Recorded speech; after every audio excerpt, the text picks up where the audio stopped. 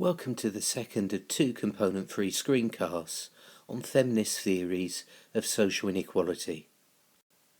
Now, as I mentioned in the last screencast, the second wave of the feminist movement saw the development of several strands of feminist theory, such as liberal, Marxist and radical feminism, and these remain a useful way of distinguishing between some of the different viewpoints on gender inequality that are held by feminists, and we're going to examine each of these perspectives in this screencast.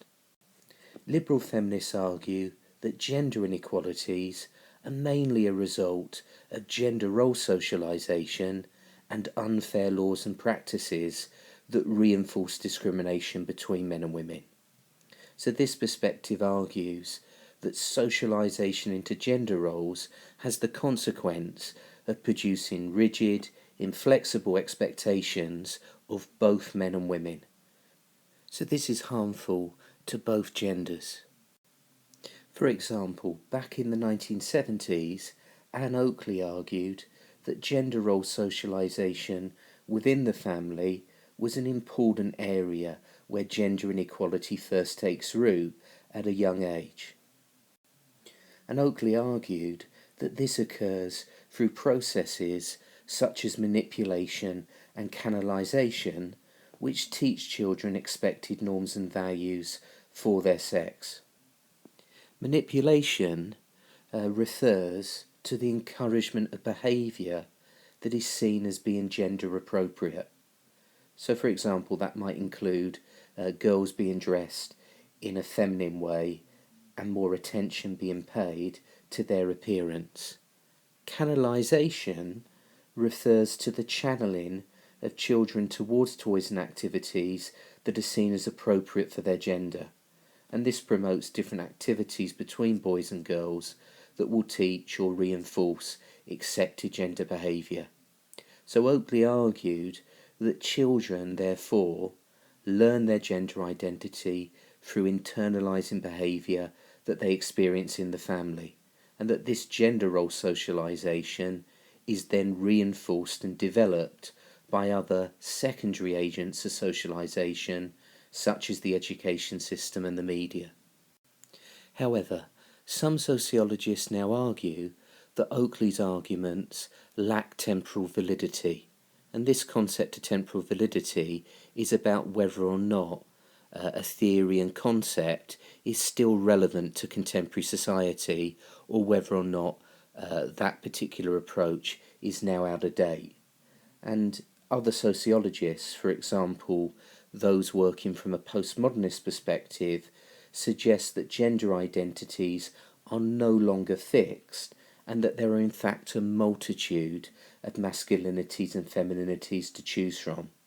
And therefore, from this perspective, there is no longer a clear set of gender norms for children to be socialised into.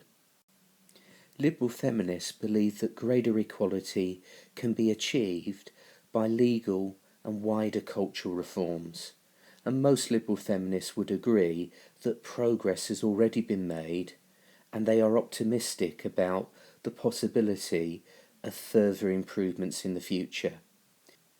And in contrast to radical feminism, liberal feminists do not see men as oppressors, and they're usually happy to work with them to bring about change. And this has led to the development of recent campaigns, such as the He for She campaign, which was promoted by the actress Emma Watson.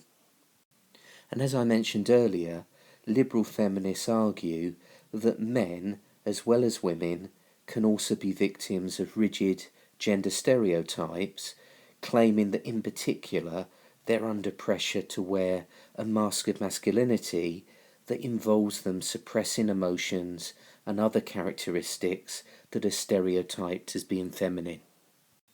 And according to liberal feminists, this is one of the reasons why the suicide rate for men within the UK is around about 3 times higher than the suicide rate for women. And worryingly, suicide is now the biggest killer of men aged between 20 and 49, outnumbering the number of deaths that are caused by road accidents, cancer, and heart disease. In the 1990s, liberal feminists started to suggest that gender stratification was becoming less of a problem within the UK, and both research by Sue Lees and Sue Sharp on the attitudes of teenage girls during this period suggested that education and careers are increasingly a priority for young women, with females recently enjoying great educational success. And other liberal feminists have observed that women have made great progress in terms of the acquisition of economic power through careers, and also political power through greater representation in Parliament and government. And they therefore believe that patriarchal stratification, whilst still a factor within British society, is in decline. However, it has also been argued by critics that liberal feminism is too optimistic and positive about the decline in patriarchal stratification. For example, despite the introduction of the Equal Pay Act back in 1970, there continues to be a significant gender pay gap, which in 2016, according to the British government, was just over 18%. And horizontal and vertical forms of job segregation by gender still exist within the British labour market. Horizontal segregation refers to the sectors in which people work, so it's still the case that a higher proportion of women choose particular types of occupations that offer less financial reward. For example, routine administration work and caring work. And as we can see on the screen at the moment, many high-paying sectors, such as ICT professional occupations, are still disproportionately made up of male workers. Vertical segregation refers to levels of jobs and pay, and women tend to be concentrated at the lower levels of employment, even when they are working in the same employment sector as men. So, for example, in the year 2007, male primary school teachers were 3 times more likely than female primary teachers to become head teachers. Now, both Marxists and radical feminists take issue with liberal feminists' focus on reforming existing social structures. Both Marxists and radical feminists argue that more radical revolutionary change is needed to bring about gender equality. Marxist feminists see the roots of women's exploitation as lying in capitalism. And from this perspective, capitalism and patriarchy are mutually interdependent systems of exploitation.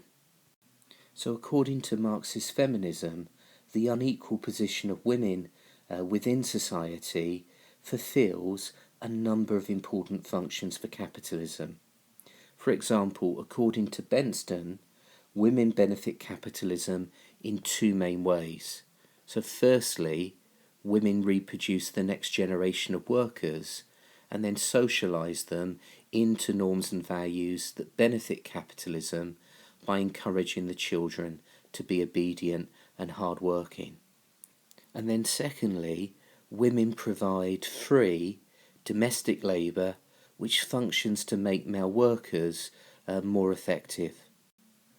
So this second argument is the idea that the housewife, by providing a comfortable home, meals, emotional support, domestic support for her husband, means that the husband can return to work as a healthy and efficient worker for his employer.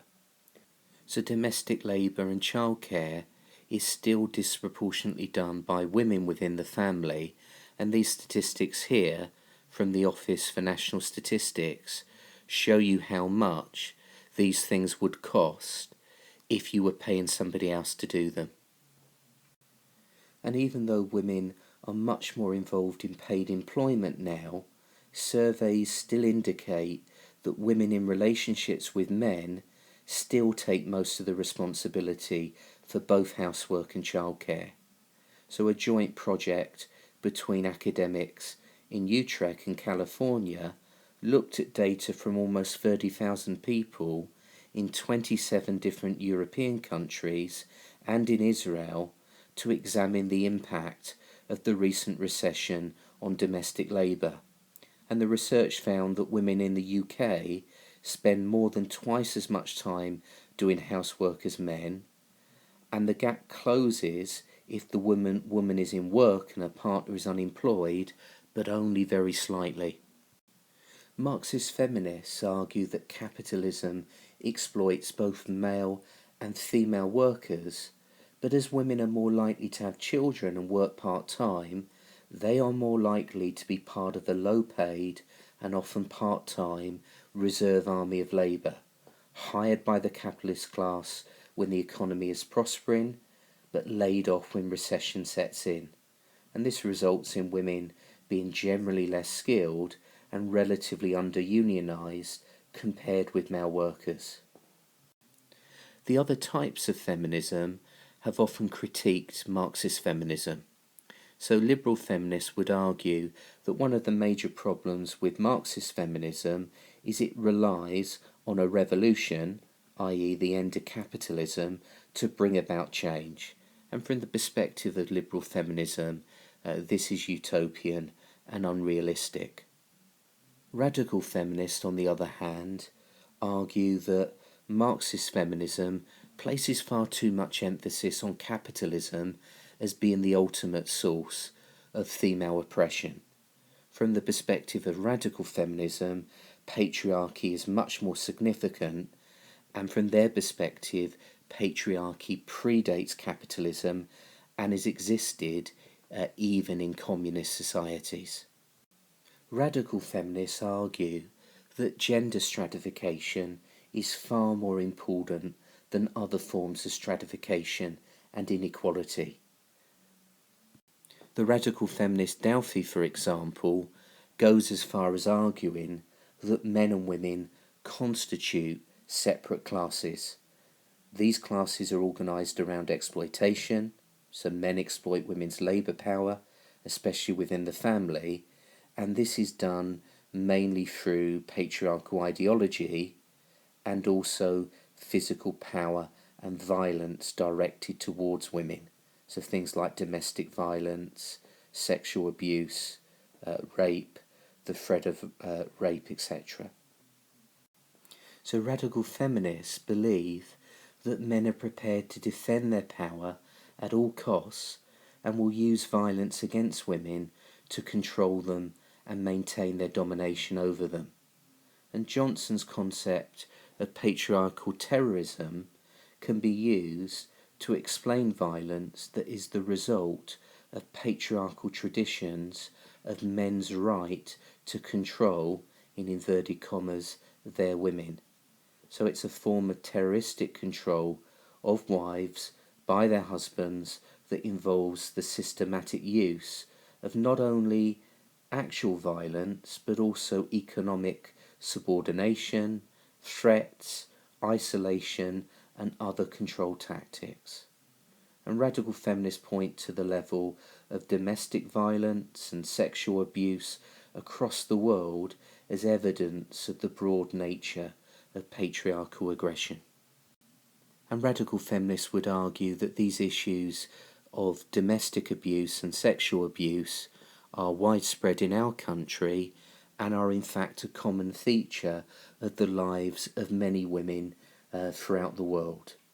So in 2013, for example, the World Health Organization reported that the incidence of women who had experienced either physical or sexual abuse from a partner in their lifetime was 30% globally, and over a quarter of women in Europe.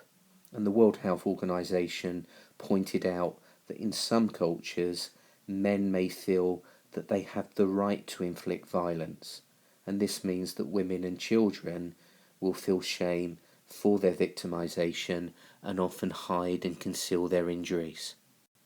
Now, as a response to male oppression and violence directed towards women, some radical feminists have advocated separatism in the form of lesbian relationships as a choice that women can make to liberate themselves from men entirely.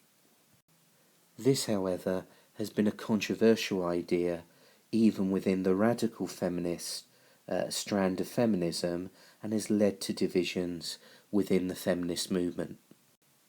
Radical feminism, like the other strands of feminism, has faced criticisms. So radical feminists, for example, see women as a whole sharing common interests because they are female. But it's been argued by other sociologists and feminists that social class and ethnicity are important sources of inequality and difference between women. For example, the experiences and life chances of upper class females are significantly different to those of working class females. And it could be argued that working class women sometimes have more in common with working class men than they do with upper class women. And liberal feminists have accused radical feminists of overemphasizing the factors that separate women from men.